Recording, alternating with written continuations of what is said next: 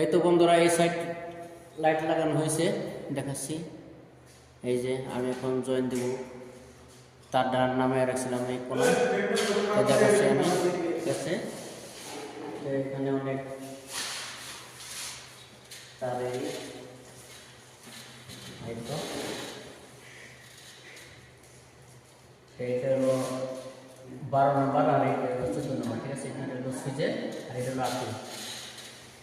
আমি এখন দেবো সুইচ হবে দুইটা।